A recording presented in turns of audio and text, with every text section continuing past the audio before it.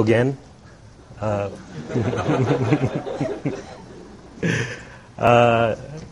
Well, this is a talk that PK was actually very interested in giving to the students and to everybody. It's about the effect of clouds and aerosols on trace gas retrievals. And I have to say that, this is very much a work in progress.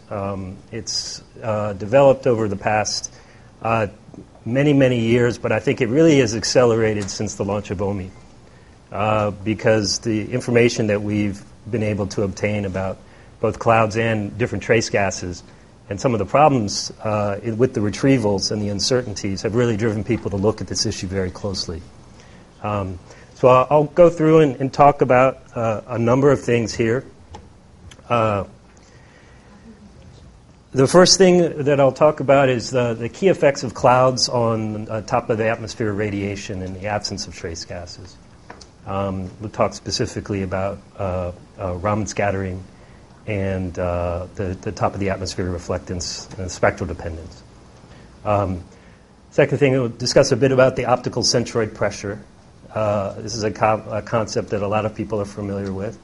It's a little mysterious before you really get your hands around it, but it's actually very, very useful.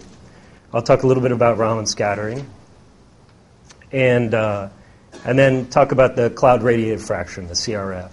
And this is something that really has been important in the algorithms for quite a while, trace gas algorithms. But I think we just recognized the importance of this concept by looking at the data after OMI was launched. And then finally, I'll talk a bit about the different cloud models. So the key effects are that Rayleigh scattering is reduced at the top of the atmosphere when you have a cloud in your field of view. The radiation coming off the cloud is much brighter than the radiation coming from the dark part of the scene. So when you think about the spectral dependence of radiation that is interacting with the bare atmosphere, Rayleigh atmosphere, it's quite strong. You have much more scattering at the shorter wavelengths than you do at the longer wavelengths. And that's not true for clouds. So for clouds, the spectral dependence is quite low. So when you put a cloud in the scene, the Rayleigh scattering is effectively reduced quite a bit, not only because you have a very strong signal coming from the cloud, but because it also depends on the cloud fraction. If you have a very small amount of cloud, as you see, that can actually still have a strong impact on the spectral dependence of your scene. Well, the interesting thing here is that the reduction in Rayleigh scattering doesn't depend that much on cloud height. And my understanding of that is because so much more light is coming from the cloud, the sensitivity to the amount of light that's coming from the clear part of the scene, which does have the Rayleigh signal, is rather low. That's not the case for the ring effect or the Raman effect. And if you're familiar with that,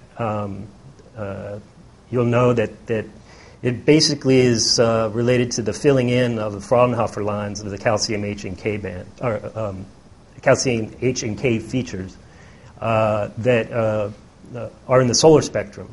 And those features originate in the sun, where the calcium ion, calcium 2+, absorbs light at around 393 nanometers and I think 398 or 399. This effect is greater when you have a more dense atmosphere because the scattering is what's causing the shift in energy. And I'll talk a little bit more about what Raman scattering, how it actually works in a bit, if you don't understand it so far. When you have more shielding or less shielding from a cloud, you'll get more or you'll get less or more Raman signal. And these things are really important when you're doing trace gas retrievals because you really want to understand kind of the history of the photons before they get back up to the instrument. And that history is encoded in the spectral information. So really understanding how these things, even though they're not related to your trace gas, how Rayleigh and the ring effect in combination with clouds affect you is quite important, because you're going to be using that spectrum to get the information about the trace gases. So you have to understand everything that went into it. So the air mass factor is what most people are using, this concept on the bottom left for DOAS retrievals. There's two definitions of air mass factor. One is this definition here that's used for DOAS retrievals. And then for total column ozone retrievals, profiling retrievals, we use this definition over on the right. And they're roughly equivalent. I won't go into that too much. But the main point here is that the air mass factor is generally reduced when you have a cloud in your scene. The effect really depends on the cloud radiance fraction and the OCP. So you have to consider all of these different things when you're trying to look for what the effect is going to be on your trace gas retrieval. There are some cases where the clouds will actually increase your AMF. And that's when you have thin clouds. All right. So here's an example of an OMI spectra. This spectra was, I think, taken somewhere to the south of Korea. I actually went over to the Pacific to find a really bright cloud. This is OMI data. And what you see here is that the measurement geometry, the view zenith angle and the solar zenith angle for the top and the bottom lines are just about the same. What's different here, although you won't tell it directly by looking at the spectrum unless you know how all of this works, is that the cloud pressure is very different. The reflectivity is different. The top line is for a cloud at about 500 millibar and reflectivity of about 55%. And the bottom line is at reflectivity around 10%, and the pressure is around the surface. So what I want to point out here is two things. First, the slope of the reflectance spectra is much more gentle, much more gradual, and in fact, as you get to have more and more cloud in the scene, or the reflectivity gets brighter, this line actually will start to become more and more flat. That's because the cloud has a scattering characteristics that are not spectral dependent, and the Rayleigh does. In the lower scene, you can see there's more of a Rayleigh slope. And so that's the first thing that I wanted to point out.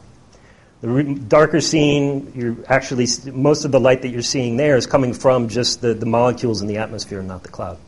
And the molecules in the atmosphere have a strong spectral dependence because of the 1 over lambda to the fourth behavior of Rayleigh scattering. Now, the second thing that's in this that's really interesting are these Raman features. Right here around between 390 and 400.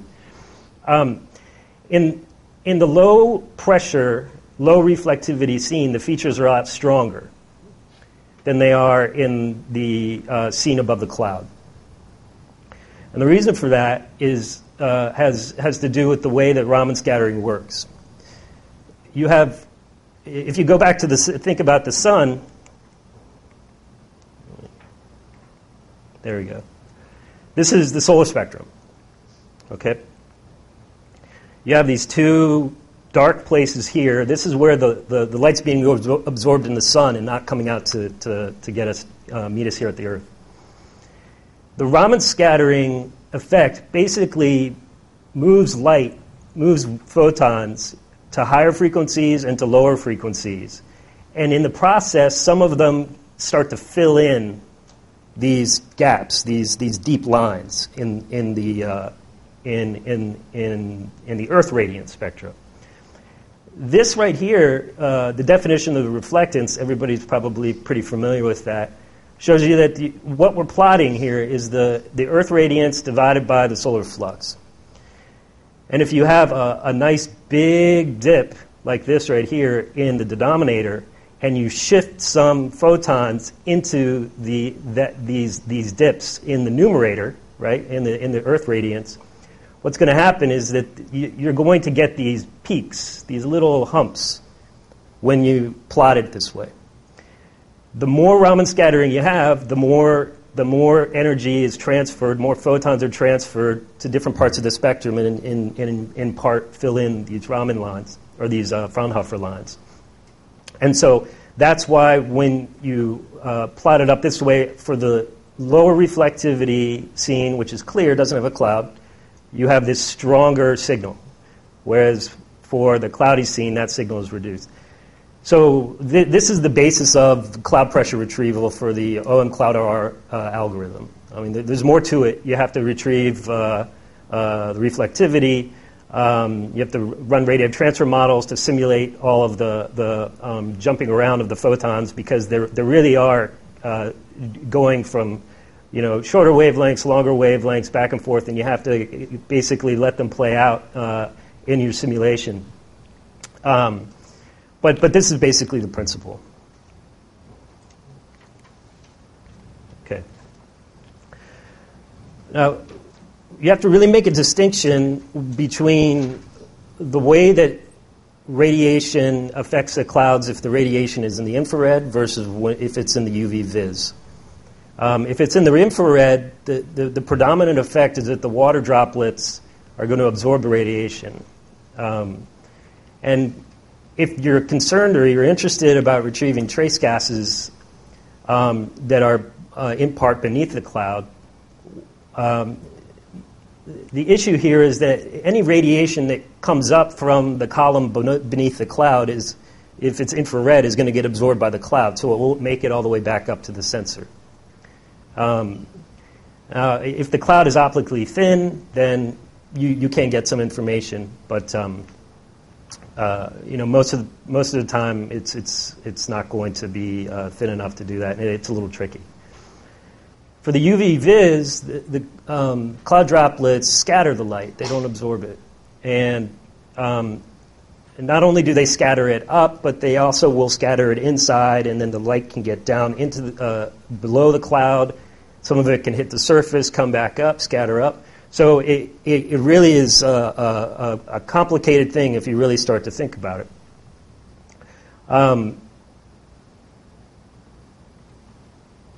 If the cloud is extremely thick, then you're not going to see as much light, and they're coming up from the cloud, and then you're not going to be as sensitive to the gases there beneath the cloud. So this leads you to ask, okay, well, how am I going to simplify this? Because most of what we do is make some simplified assumptions, test them. We need some properties here that are going to allow us to characterize that scattering in the cloud and beneath it.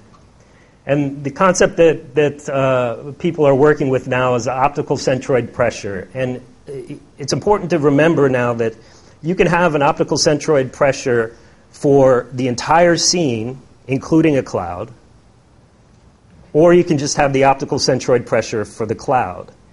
And the difference is that you would be integrating all of the light, all of the photons coming from the entire scene, and that pressure would actually be higher than if you're just considering the cloud. If you're just considering the cloud is elevated. The optical centroid pressure is going to give you some information just about what's happening in the scattering off the cloud and the layer beneath the cloud coming up, but just for that region of the cloud. So optical centroid pressure for the full scene would effectively be saying that the cloud fraction is 0. You're just getting an effective surface pressure. But what we're talking about here is a cloud optical centroid pressure. So once you derive a cloud fraction, then you can go and you can interpret the radiation to see what the mean photon path length for the radiation that's interacting with the cloud is. It's such an important concept because it's telling you again where all of, or giving you a kind of a summary of how much scattering is going on inside the cloud, how much is going to get down beneath the cloud, and therefore how much how much scattering or how much absorption is going to be taking place. As you can imagine, the OCP, if you're getting light that's going to penetrate into the cloud, the OCP is not going to be the cloud top. And this is the real difference between cloud top height from infrared measurements and OCP measurements from UV vis, is that the OCP is significantly, or in some cases significantly, generally slightly below the cloud top.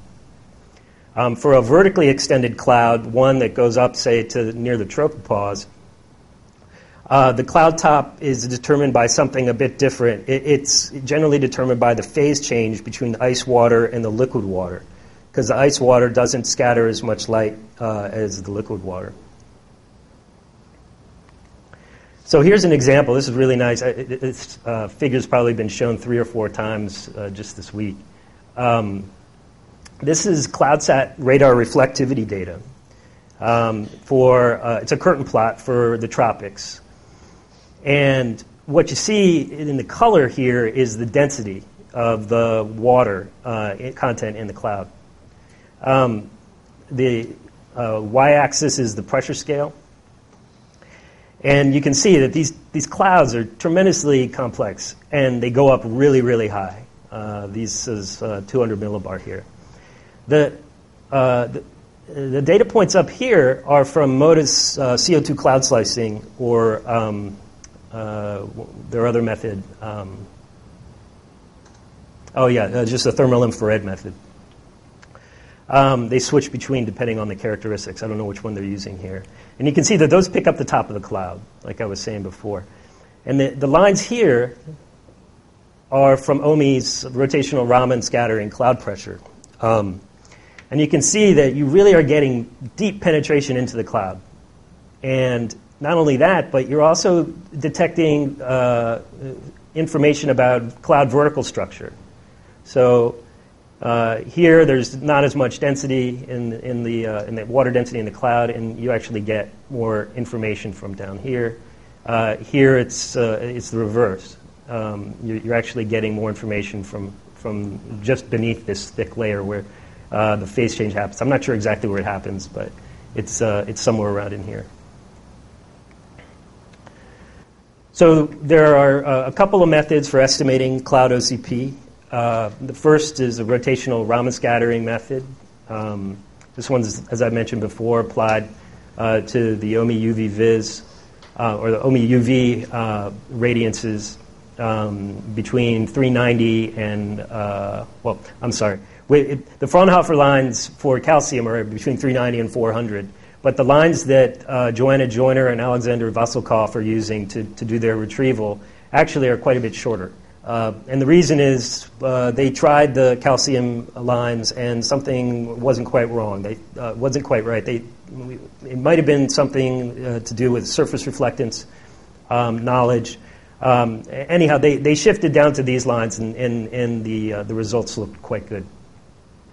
And this works best for optically thick clouds. You get more noise in their retrieval when you have thinner clouds. The other method is O2O2 dimer absorption. This is also applied to OMI, and I imagine this is the main algorithm, the leading candidate for the GEMS retrieval of cloud properties. And the 477 nanometer band works the best. It works better than Raman for thin clouds. And there's a difference between these two. The O2O2 cloud pressures are better for thin and lower clouds because you have more sensitivity to O2O2 when the pressure is higher.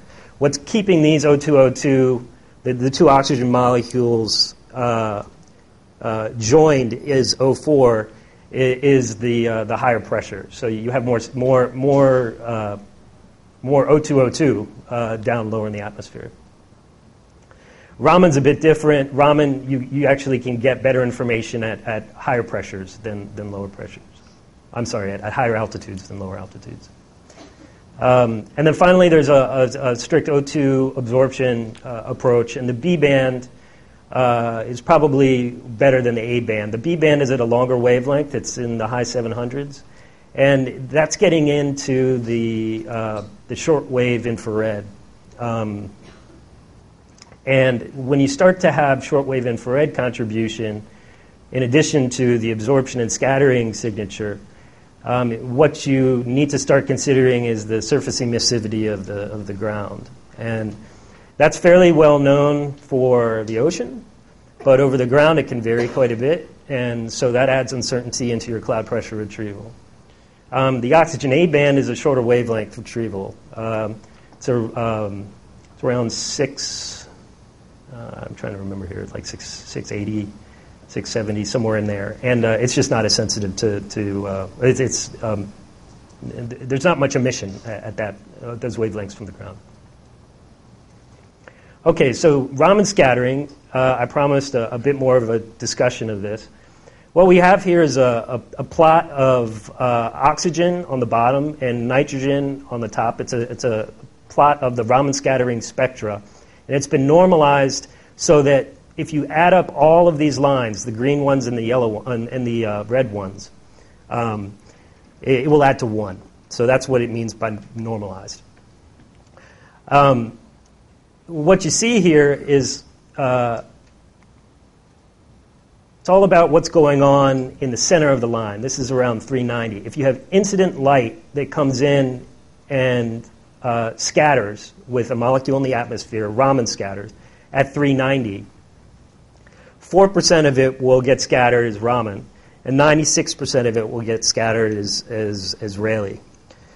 Now, the difference between those two is that the Raman scattering is inelastic, meaning that the frequency will change due to the interaction of the photon with the molecule. Whereas the Rayleigh scattering does not change the frequency of the photon, and that's elastic scattering.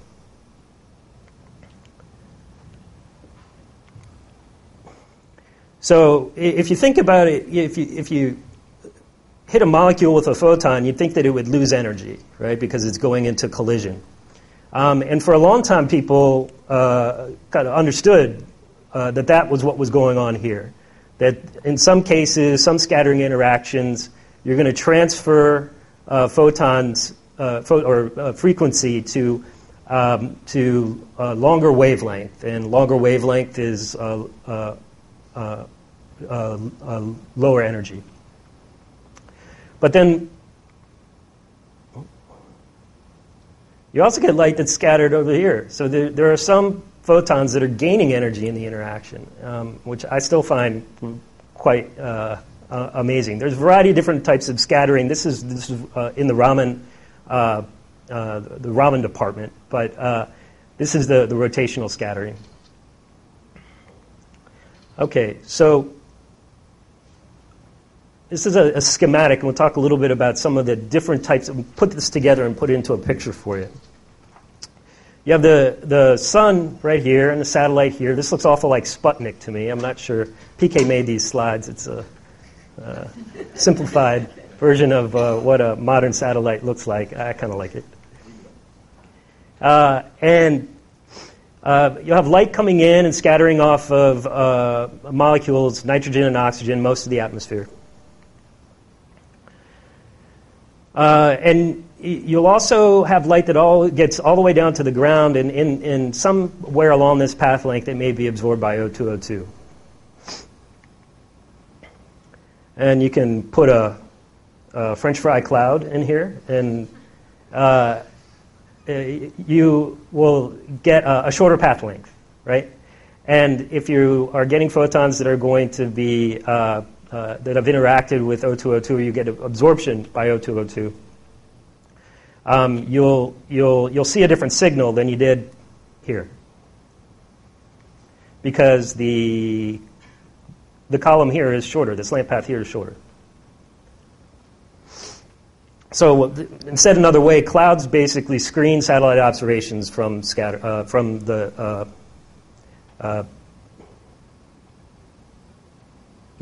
clouds screen the photons coming up from beneath the cloud. And if you're interested in retrieving trace gases that are down in here, you really have to understand how much of this light is bouncing back up and how much of it is getting down into here, bouncing around, scattering more, then absorbing, coming back up. We talked a little bit about this. This is the Raman effect here. So if you have light coming in from the sun with a frequency here, nu, and the key thing here is that the other things going on in this picture, the scattering off the cloud, the me cloud, that's elastic scattering, so the frequency doesn't change. For Rayleigh, like we said before, the frequency doesn't change. But for Raman, it does. So the big picture here is that the shift in energy, and it's very minor, only 4% in the circumstance I described before, allows you to determine the mean photon path of the photons that are interacting with the cloud or in a clear scene, making it all the way down to the ground.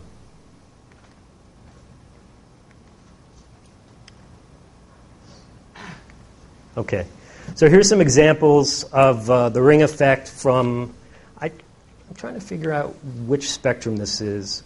It doesn't look like OMI to me, but where it comes from doesn't really matter. The key thing here is that the signal from Raman scattering is very different depending on what the spectral resolution or what the full width half max of your instrument bandpass is.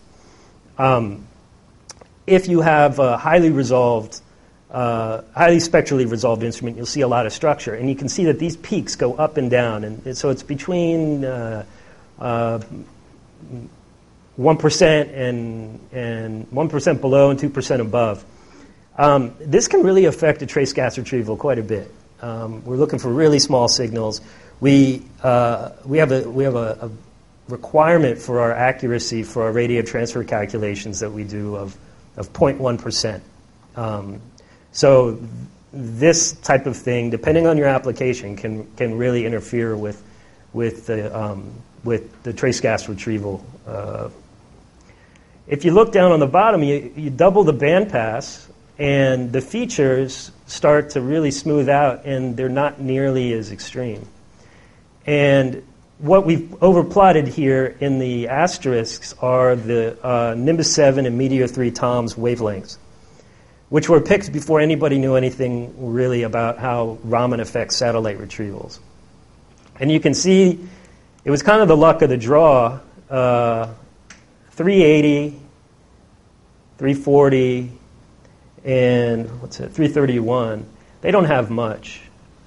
But 317 has a heck of a lot. And this happens to be the one where you're trying to get the information about ozone in most circumstances. In the optimal estimation approach, we're using information from other wavelengths that aren't as affected by Raman. But for a long time, this really was kind of a thorn in our side, and we tried to do a lot of things to improve our modeling and understanding and correction of that effect. Okay, let's move on and talk about cloud radiance fraction. What is it? First off, this has changed. It used to be called RCF. That's the first thing that we called it in our product. And we changed it to CRF. And it's really simple if you think of it this way. It's the ratio of photons that are bouncing off the cloud and coming back to you by the total number of photons that are coming off of the full scene. So it's just a fraction of radiation coming from the cloud.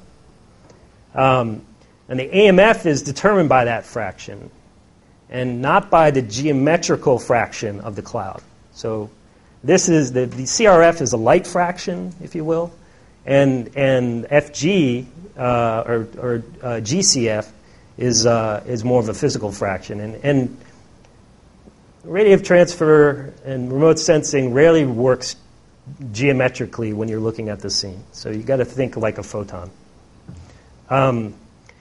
You can calculate FR, the radiative cloud fraction, from FG, if you have FG, and you know what the radiance off of a cloud and you have to model that, would be, compared to, the ratio of the cloud radiance to the measured radiance. So you can scale this quantity, IC over IM, by FG, and that will give you the radiative cloud fraction. And there's just an equation down here to show how what we're really using to calculate the AMF is the radiative cloud fraction. It's used to combine the portions of the AMF from the clear and the cloudy scene. Okay, now this is kind of fun. These are some cartoons that PK put together. And they're pretty revealing because it's really hard to think about all of this stuff and all the varieties of clouds in the natural atmosphere, much less ones that you can just think up yourself in your head. It's nice sometimes to draw these out and play around with the numbers to see what's really going on. And in this case, the surface reflectivity is 0 for the whole scene, beneath this cloud and over here in the clear part. And the cloud fraction is 50%. We divided it right in half. And to make things simple, we have no aerosols and no Rayleigh in this situation. If you have 100 photons coming in off the top from the sun into the atmosphere, well, we said there's no Rayleigh, so there's probably no atmosphere, but and 50% cloud fraction, then 50% of the photons, 500, will hit the ground and you won't see them again. So the reflectivity drives the amount of light coming back up from the ground. That's what you'd think, right? If the reflectivity of the cloud is 30%, then you'll get 150 photons from the 500 that made it over to the cloud. 150 photons reflected off the cloud and go up and leave the atmosphere, and ideally will go to your sensor. So in this case, even though the cloud fraction is 50%, the cloud radio fraction is 100%.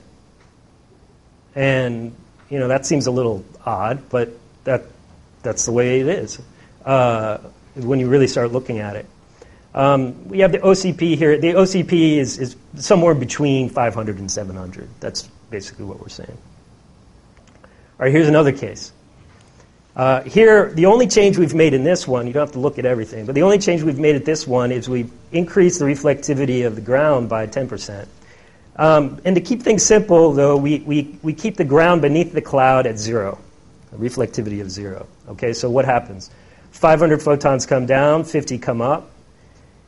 The exact same thing as in the previous slide happens for the cloud. 500 come down, 30% reflectivity, and 150 come up. So you take the 50 from the ground and the 150 from the cloud, it adds up to 200, and your cloud radiative fraction is 75%. So just by increasing the reflectivity of the surface from 0 to 10%, you've decreased the radiative cloud fraction by a quarter. And so what does this mean to trace gas retrieval? What it means is that you will get 75% of your information from here, information about the trace gas, and 25% of your information from over here, right?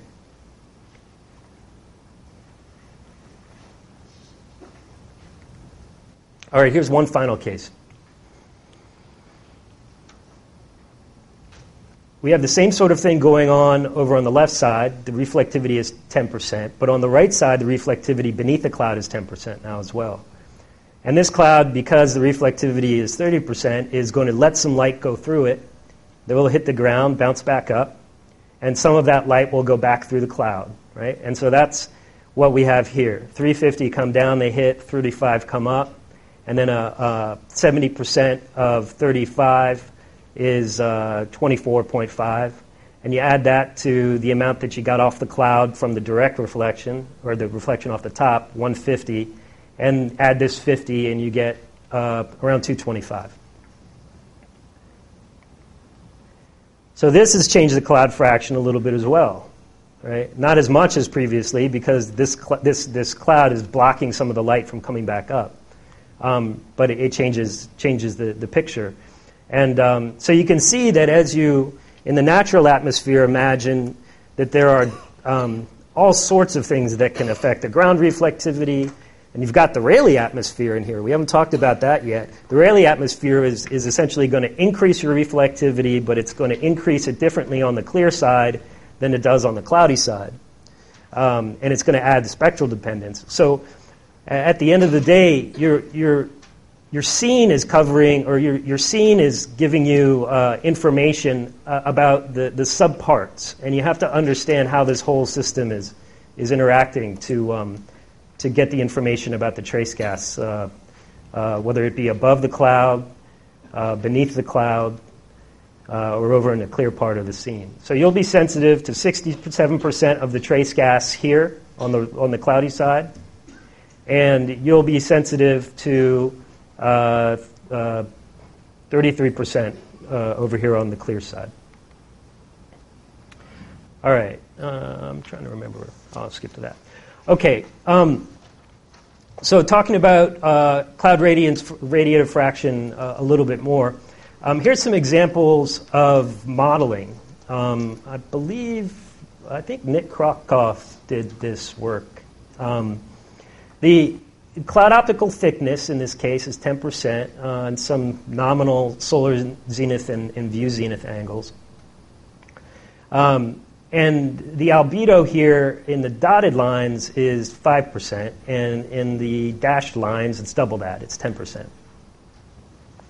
And what you can see here is that the geometrical cloud fraction and the radiative cloud fraction are more one-to-one for the shorter wavelengths. And the reason for that is that you have a lot more Rayleigh scattering at the shorter wavelengths.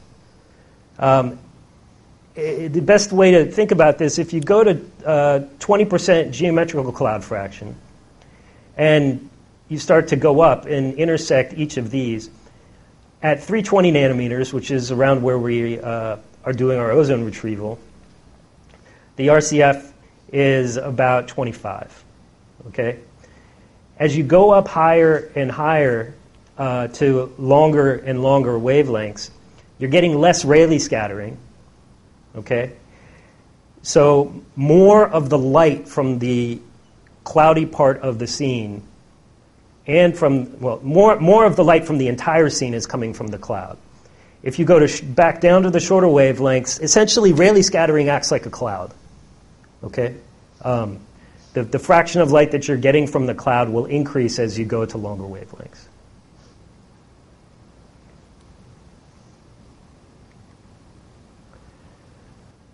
So the practical question, and the one that PK wanted to talk about tomorrow at the cloud breakout session, relates to this. How well can we estimate the air mass factor from OCP and CRF? If the clouds are thick and the boundary layer is well mixed, then the OCP-CRF concept works quite well. You're getting strong signal from the cloud. The sensitivity to you have sensitivity to trace gases inside the cloud, and there's no question about what the vertical profile of that gas is. That's essentially what it means by when you say well mixed. If you have aerosols instead of a cloud, another way to say it is you have an aerosol cloud. This OCP-CRF concept works quite well also, but not if you have the mixed-in clouds. If you have a mix of clouds and aerosols, where the clouds are at a higher altitude and the aerosols are at a lower altitude, for example, if you have a cirrus cloud and a fog layer or an aerosol layer in the boundary layer,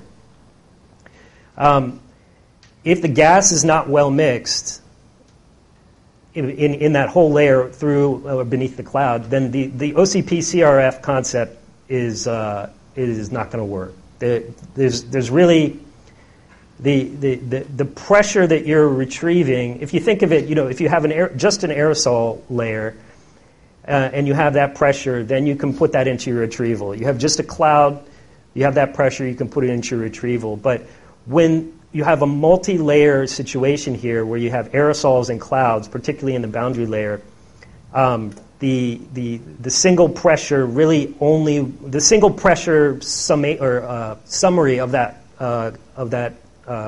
cloud and aerosol situation will only give you a good retrieval of the trace gas concentration if the trace gas is well mixed in the layer.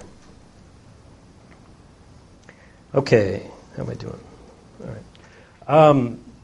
So let's talk a little bit about different cloud models. The earliest cloud models, well, the earliest ones that we used for backscatter ultraviolet remote sensing, and it wasn't me, it was people 50 years ago, were the Lambertian models. And we still use these today. They're decidedly unphysical. They assume that clouds are opaque, and they assume that clouds are Lambertian. And the first assumption is kind of ridiculous. The second assumption is less ridiculous, especially when you have really rough clouds, which clouds generally are. If you have a marine stratocumulus cloud or something like that, then the clouds actually, you'd think they're more Lambertian, but they're actually less Lambertian. The type of models that work really well for those marine stratocumulus clouds are the plane parallel models. This is where you would take a Me code and simulate the scattering off of the cloud droplets for a surface that extends to infinity in all directions. Okay, so it's just a plane parallel cloud. You have a thickness. It's got an optical depth. And the cloud fraction in this case would be 1, a plane parallel model. And you can go to a more complex version of a Me cloud model where you do part of the scene with a plane parallel type simulation of Me cloud. And the other part of the scene is just a clear sky. And you assume, and again, it's a model, so you make assumptions. You assume that there's no interaction between the two sides, the clear and the cloudy part.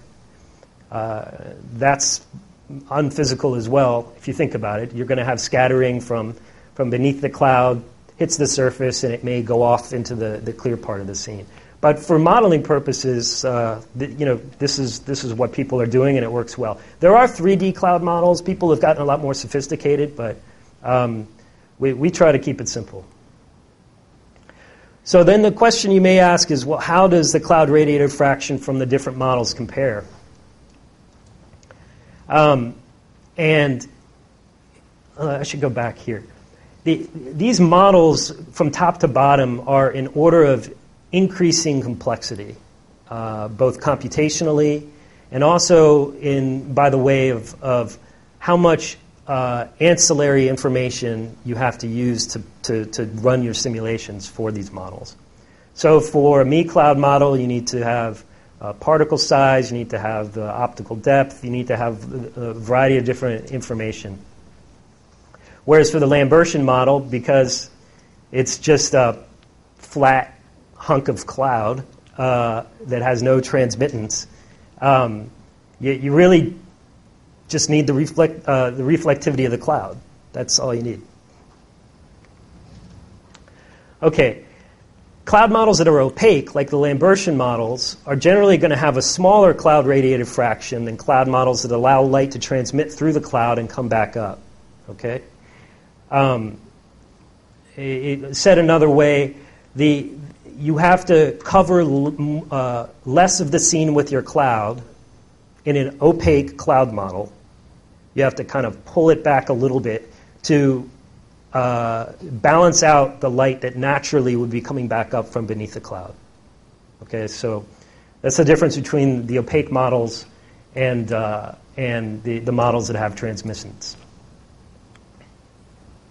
What's interesting is that all these different models seem to give the same answer when you calculate the AMF. So this is something that really, though, applies strictly to the observational environments, scenes, sensors that we've worked with so far. It really needs to be validated for a new observation environment, and GEMS is going to push a lot of these things to their limits because of the wide range of angles that you'll be sensing, particularly the solar zenith and the relative azimuth angles. Okay. A little more about the Lambertian model, the one that we're using. The simple model here, what we call the SLER model, as I said in my previous talk, is one that assumes that everything that is reflecting light back to the atmosphere, whether it be the surface or clouds or aerosols, they're all at the same height, and they all are at 1 atmosphere. And it's, again, kind of an unphysical assumption, but it turns out that it works quite well for simulating the wavelength or spectral dependence of radiation. The mixed LER cloud model takes the Lambertian assumption and covers part of the scene with an opaque reflector at a certain pressure, and the other part of the scene it leaves bare, and that goes all the way down to the ground. And this is the kind of clear, cloudy scenario that we use in the modeling for the version 8.5 Tom's algorithm. In this model, aerosols are not explicitly considered. And the interesting thing, let's see what's next. I'll come to it in a bit. Okay, so how do you calculate reflectivity from radiance from the sensor? You just invert the top equation to get the bottom one. When some of the students were in the U.S., we wrote this down many, many, many times. I still forget it sometimes. The spectral dependence for the Tom's algorithm in V9 is determined just from 340 and 380. It works best when you can ignore cloud height and when everything, aerosols and sea glint and everything are considered to just be properties of the surface, not of the overlying atmosphere. There's a reference here. This paper is one of the papers that we hear in the hallways more often than anything else. His first name is Zia, so we just say Zia's paper. And the information that he has in here for LER and simple Lambertian equivalent reflectivity models is really worth checking out. As I said before, one of the strengths of the SLER model is the simplicity. It can model the spectral dependence of Rayleigh scattering in the presence of clouds or not, or clearly without it. But the interesting thing is that in the presence of clouds, it models it quite well as well. But if you want to improve the spectral dependence characterization, you can add a linear assumption of how the reflectivity behaves with wavelength. And for a lot of situations, that's a perfectly good assumption. The situation you want to avoid where you're using that is where you have really dense amounts of aerosols, or if the surfaces are exceptionally non-Lambertian. And a non-Lambertian surface is basically one that reflects preferentially in one direction relative to another. So ice at very large solar zenith angles becomes non-Lambertian. The nice thing is that you don't need to know information about the cloud type, the cloud optical depth, the thickness, the cloud fraction. In the simple LER model, we assume that the whole scene is flat and it's on the ground. And it's quite remarkable how well this works. This is a simulation. I showed this in the previous talk. The red dots are simulated with this SLER model, and the blue line is OMI data. And what are we simulating here? We're simulating the ratio of 354 to 388 top of the atmosphere radiances. And the way that we've done that is used the radiance at 388 to calculate reflectivity, and use that reflectivity to calculate radiance at 354, and then take the ratio of those. Okay, so you have the measured and the calculated radiance ratios. The blue line is the measured radiance ratio, the true one measured by the sensor, and the red dots are the calculated radiance ratios. And it agrees quite well. And it's not perfect, but it's just remarkable how well everything tracks, even with the clouds. The clouds, the high reflectivity here is this is going to be the clear scenes, and these here, the low points here are going to be the clouds. And I showed this as well before. This is a good example of how the difference between the measured radiance ratio and the calculated radiance ratio can be used to get information about aerosols. And the point here is that the signals that you're working with in the radiance ratios are quite large compared to the residual. But when you look at the residual, you get some great information about Saharan dust and biomass burning off of the coast of Africa. And you can actually, you can't see it here, you see it in the next slide. If you take a look, this is not a radiance ratio, but this is a reflectivity difference.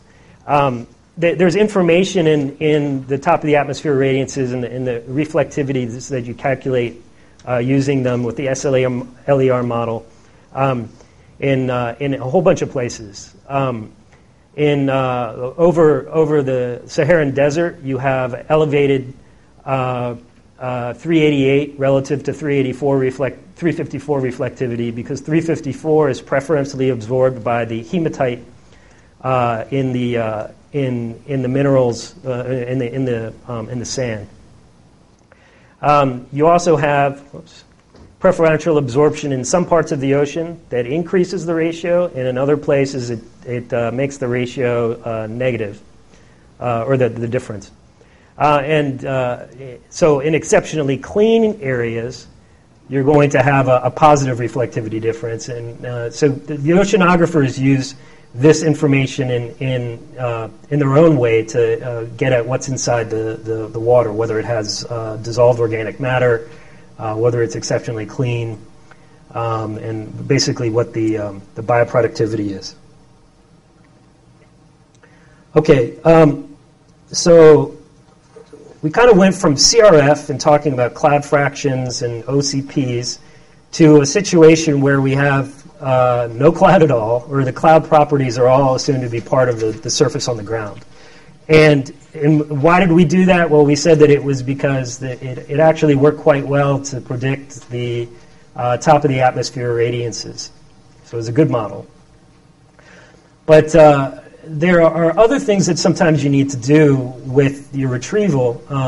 For example, if you have a cloud, you may not be that sensitive to the cloud in some ways, but you're definitely going to be shielding the retrieval from information beneath the cloud.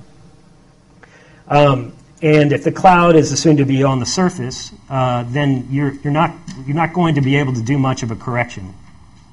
You can't do a correction at all. What you need to do is try to back out a simple correction, and this is what we're doing in V9 for the presence of the cloud. And the way that we're going to be doing that is by calculating the reflectivity of the cloud. And this is different than we did in version 8. In version 8, we assumed the reflectivity of the cloud was 80%. It was an overestimation, but it essentially allowed for some of the light that went down through the cloud and came back up. So the reflectivity of the cloud is going to be calculated taking the retrieved reflectivity and the surface reflectivity, and this relationship that Nick Krakow put in or used in a UVB paper where they were looking at UVB exposure at the surface. So if you calculate the cloud reflectance, you can also calculate the top of the atmosphere cloud radiance using a Lambertian model and that surface reflectivity. And you can get yourself a cloud radiative fraction. And that's going to give you some information about what's going on, where the information is coming, whether it's coming from the cloudy part of the scene where you have the OCP and you can apply the right efficiency factors, or the clear part of the scene where you don't have to worry about that. Okay. It's not to say that the previous model isn't useful and interesting. The previous model we used in the Tom's algorithm was the MLER model, and the MLER model gives you a quantity called the effective cloud fraction. And the effective cloud fraction is inherently tied to this assumption that the cloud in the model is opaque and that it's a Lambertian. So that's the effective means that you're effectively simulating this radiance scene or this radiance relationship using the properties of the model. So what do you do? What are those properties? They're the reflectivity of the surface, the pressure of the surface.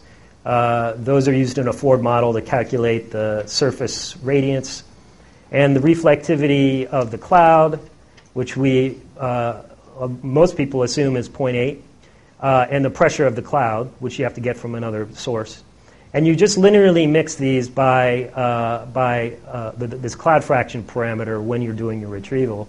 But you can invert this whole equation and solve for the cloud fraction itself. And that's the way that we did it in version 9 or version 8 TOMS. We took radiances at 331 nanometers, calculated a cloud fraction, and then used that cloud fraction to estimate radiances by mixing clear radiances and cloudy radiances for several different wavelengths in the rest of the algorithm.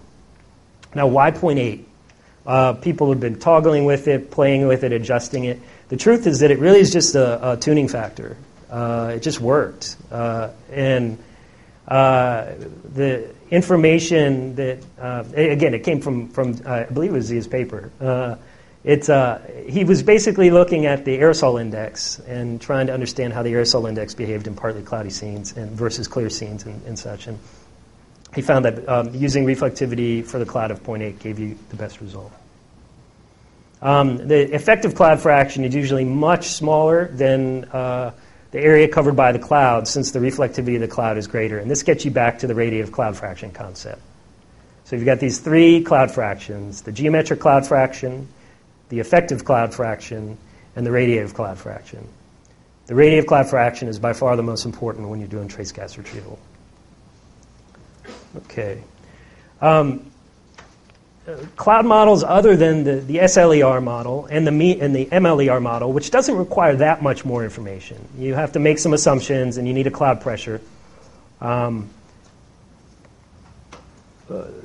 models beyond that, for where you have a ME cloud, whether it be a plane parallel or an IPA cloud, require a lot of information that's hard to get. And some of this information needs to be measured in the lab. Some of it, for example, the phase functions for water, versus ice. You can simulate that, I guess, as well. But the cloud vertical structure, cloud fraction, all these things require more information or the use or dependence on an ancillary information from another source. And there's no evidence that treating clouds as me or spherical particles like this is the C1 model works better than these Lambertian models that I was discussing before, except for the case of marine stratocumulus clouds, which are actually, the model is more like those clouds. The primary value of all these models and what we've been talking about here is to give you some sense of the how sensitive the AMF is to the assumptions and the ways that you go about modeling the clouds. So to summarize, the AMF for trace gas retrievals depends on the cloud radiator fraction and the optical cloud pressure in the UV and visible. We don't do much thermal work, but for thermal work, you have a different situation entirely. The calculation of those quantities, the CRF and the OCP, doesn't seem to vary a lot with the different cloud models. And the AMF that you calculate with the different cloud models varies even less. So the primary concern for going forward for the retrievals of trace gases and with a combination of clear and cloudy atmospheres is what do you do when you have aerosols beneath the cloud? It's the leading question right now in lower tropospheric trace gas retrieval, and it's going to be something that is extremely important to try to understand for GEMS, because people are really interested in the data where you have clouds and aerosols, and if you don't know how to handle that, and this is generally almost all of the data. I mean, you have very thick clouds, and you can say, well, I'll put those aside because I can't see through them anyway. But most scenes are going to be somewhat contaminated by clouds or aerosols, and you might not see it visually, but optically, like energetically, the clouds are going to reflect more light back up than the clear part of the scene. So you really have to consider how that system works and what the CRF is going to be in those situations. The CRF can't distinguish between clouds and aerosols, and in this type of mixture, the OCP is going to break down. So the